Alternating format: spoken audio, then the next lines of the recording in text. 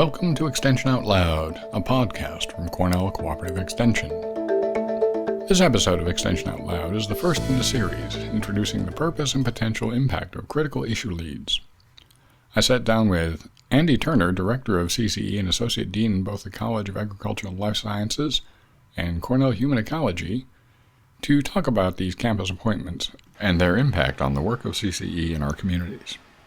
After that short introduction to the role of critical issue leads, I talked with David Kay, Senior Extension Associate in the Department of Global Development and newly appointed Critical Issue Lead for Sustainable Energy and Climate Change at Cornell Cooperative Extension. David and I talked about what he sees as the opportunities and challenges in his new role and how that might play out. What is critical issue lead, and what is the role of a critical issue leader? The idea of the critical issue leads is to create a strong leader and liaison between our associations and program areas and all the work going on out there in the counties and connecting that back to campus. It's the start of a broader effort to rebuild more dynamic connections between association programs, plans of work, and our resources and support here on campus. It gives us some real thought leadership for those areas, and perhaps this is a beginning of something that can grow into a more robust, reimagined kind of structure that supports the activity in the counties and also connects to emerging leadership and ideas and new research and evidence here at Cornell as well. I am David Kay. I'm a Senior Extension Associate in the Department of Global Development. I originally came to Cornell as a graduate student in 1978 in what was then called the Department of Agricultural Economics. And in the interim, I spent many years in Cornell's local government program. And after that, in Cornell's Community and Regional Development Institute. The title I now have is Critical Issue Lead for Sustainable Energy and Climate Change. So as a critical issue, climate change, and you bundle sustainable energy in there, can you talk a little bit about what that looks like for Cornell Cooperative Extension? Firstly, I'll start with the cooperative extension part. I think that sustainable energy, and particularly energy efficiency questions, they were actually one of the reasons I first came to Cornell, because I came to Cornell just before the around the time of the Iranian, what we thought of in those days as the Iranian oil crisis. There had been the earlier Arab oil embargo. So energy issues, what I'm trying to get is energy issues, energy efficiency, and a lot of different versions of how you frame it. They've been a policy issue of significance for many years, and Extension has had a role in responding to how to educate about those issues with our various constituencies for literally decades in various ways. When we've always had community development work, we have all these other program areas that may have intersected with some of these things, but this is a new designation as a critical issue of climate change. So we're trying to figure out, essentially, and I'm trying to help figure out in my role, how does our system shift, if you will, its attention and resources in constructive ways to be able to address the issue which more and more people are concerned about. And the concern comes primarily from the research that is being done and has been being done, that is the scientific community saying, hey, this is something that we have to take very seriously. There was some contention around the issue of climate change, scientific research, and whatnot. But there's a very small number of contrary opinions. I've never seen any issue where there wasn't a small number of contrary opinions. So I think for someone who's not an expert like myself what can I go with? I can go with the vast majority. The scientists agree, vast majority of human caused change, which is really important, and it has mostly to do with carbon emissions and other greenhouse gas emissions.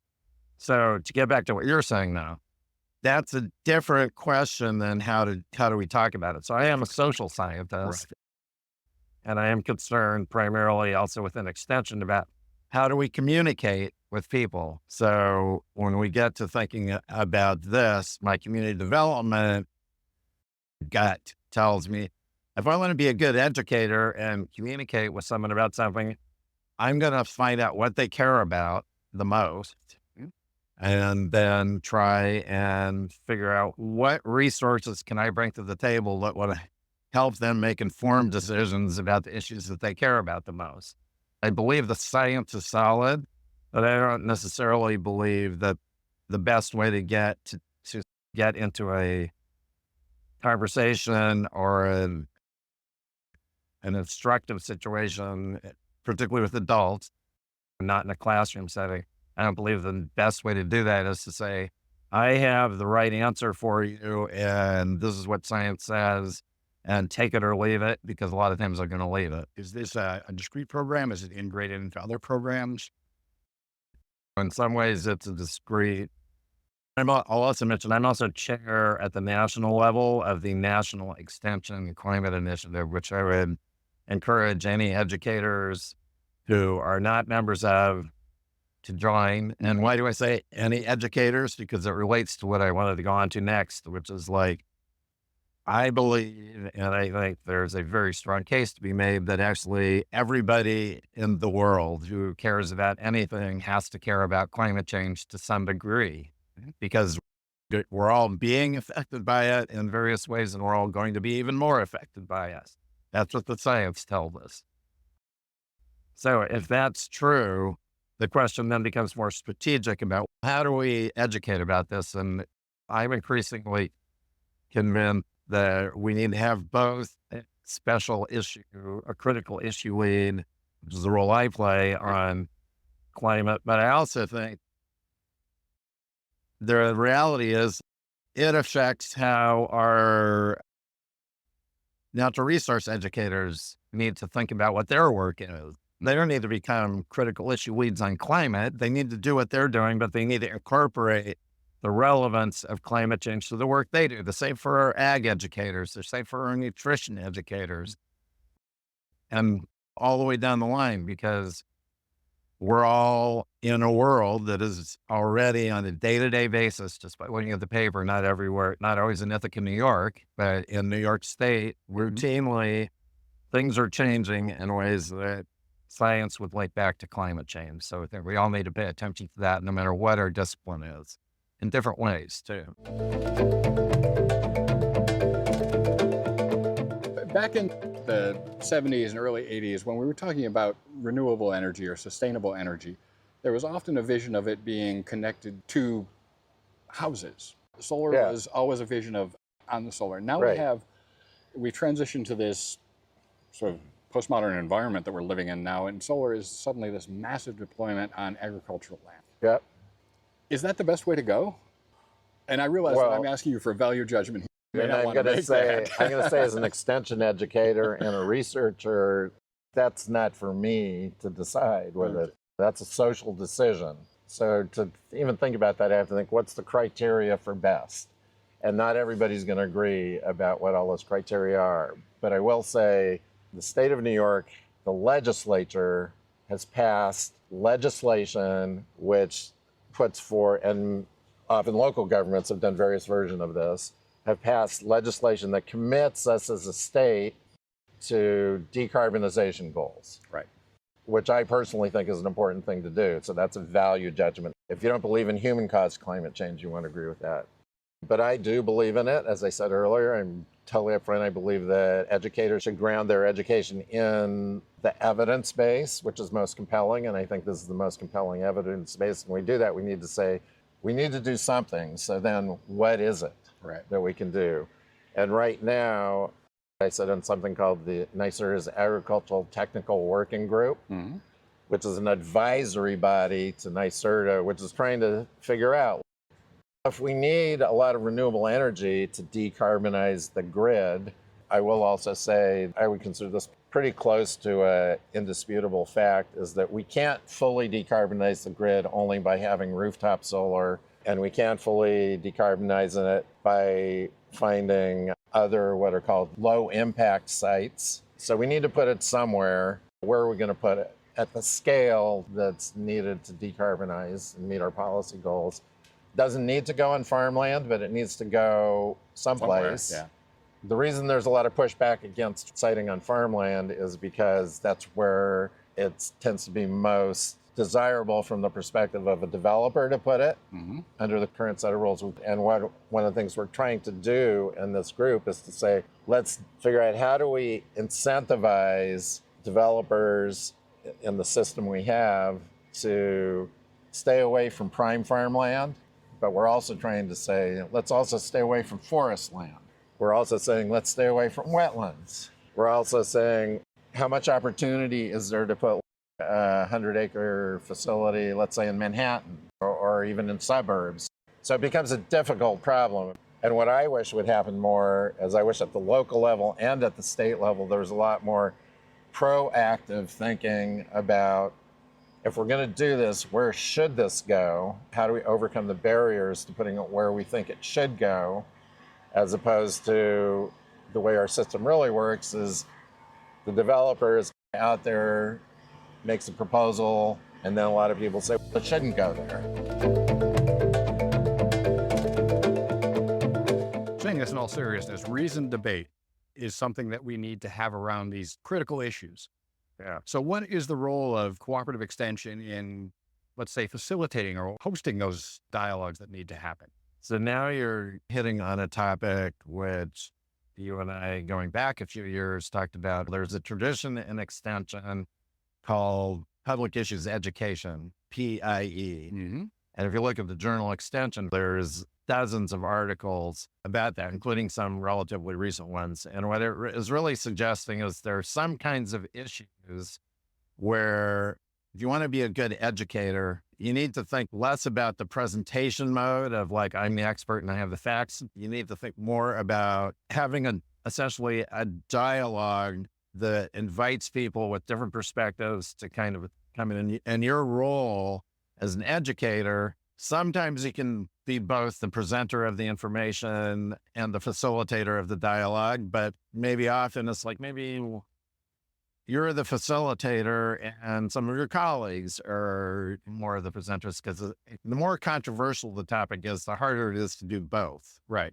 So public issues education gives a framework for educators to think about, how do I think about the educational process more holistically? And what are all the different roles that somebody needs to play to make sure that education happens effectively? And when it's these controversial topics or very complex topics, it's often the case that you can't just assume that going in and providing information is going to be enough to be effective. Right.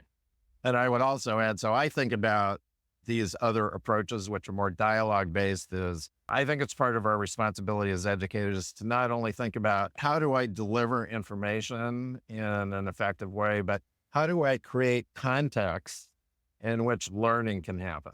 Shifting to a more dialogic educational mode really calls on a different skill set. Right. So how do we facilitate the development of the skill set that is necessary? Because you can very unskillfully facilitate a conversation that has negative implications. Right. Couple answers to that. So I'm not the economic vitality critical issue lead. Our colleague, Vicky Giratano, is that lead. And we haven't even met as a group yet.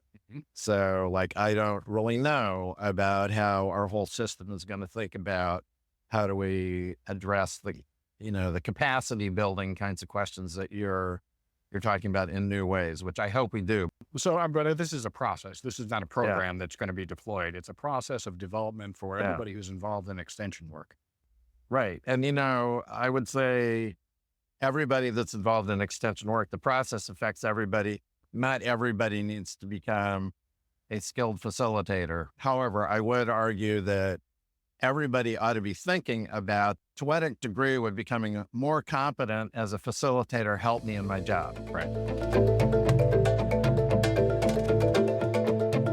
Quickly looking through some of the past papers you've written and stuff, and there was a issues brief I think you did with Robin Blakely. Yep. About trust. Colleague. Yeah. Trust in federal versus local officials. Yeah. And there's some interesting things in there about a higher degree of trust with local officials. Does it make sense to think about extension and our presence in each community as being a more trustworthy because we're a more locally embedded organization than if we were a centralized push it out and let it go thing? I would say absolutely. If you just use logic about this, or think about it in terms of politics, you think about it in terms of private extension and the ability to be responsive to the community, which in some sense everybody's trained to do in those kinds of roles. So if you have a smaller community that's more homogeneous, it's easier to be responsive in ways that make them happy, right? The more local you are structurally part of the game, that it's easier to do that. And I think our system of extension in New York is, some people would say, the most county-centered in the entire country. So we have more of an ability to do that. So the only caveat, and I think it is an important caveat to put on that, is, are you only part of your county community? How do you define the community? If I'm in Tompkins County, what about the people in Schuyler County? Do I not care about them at all? So I also think extension, in terms of its structure, does have, for a number of reasons, the need to think about at least what extension would be doing programming and offering services at the statewide, national, and a regional level. One last question I wanted to ask you, David. Can you think of any current extension programs that maybe exemplify some of the spirit of the work that you're trying to accomplish? I can think of several, and the only reason I'd be most hesitating is because I hesitate to name some and not others. I'll tell you one that's not so much because it's really exceptional in some sense, but just to show, because I was unaware of it until about a year ago, and exemplifies something that I think is really important that we talked about earlier. So there is a group of folks at the national level and at the local level whose their extension work is essentially helping household members think about household finance. So I had no idea that there was a whole group of people already engaged in thinking about what are the implications of climate change in terms of, and by the way, we approached these folks initially because I'm doing some research with some colleagues on flood insurance questions. So we were questioning, is there anybody out there who might be in our extension system who could help us think about how households make decisions about financial questions that would involve their homes and flood insurance? Obviously, very important topic for a lot of people.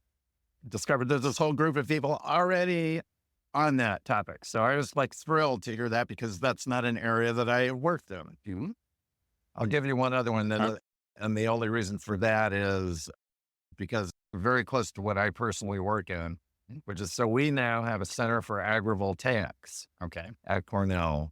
Probably 5 years ago, we had almost nobody even knew what that word meant, which is, just in case nobody knows, some people don't know what it means. It's really trying to think about, is agriculture compatible, and if so, how, with large-scale solar development or even small-scale solar development? And the answer to that, I would say, scientifically, is not in yet. There are some specific examples of things that work in certain ways, but we don't really have satisfying comprehensive answers to that question yet. So we have programs that range from the group that I lead with Guillermo Metz here in Tompkins County, of extension educators thinking through all of those kinds of issues. And we have the research community. And I think one of the things that others, I'm going to hold it up as I think a good ideal, is because I think we've worked at and had some success in trying to, I would call it almost rebond the on-campus research community with the county-based extension community in ways which are the model of what extension is supposed to be, but in reality is often, at best, very loose-bond because there are different incentive structures facing people at the county level and people on the campus, and it's often hard to make those connections. I'm lifting that up because I think we're increasing the strength of those connections through that program. We look forward to more programs like that coming out of your work, David. I would love to see that happen. All right. Thank you very much for taking your time. We'll talk to you again soon. Very good. Always good to talk to you, Paul. Thank you for listening to this episode. For more information about this episode, including show notes and the transcript, visit extensionoutloud.com. And be sure to subscribe to Extension Out Loud on your favorite podcast directory.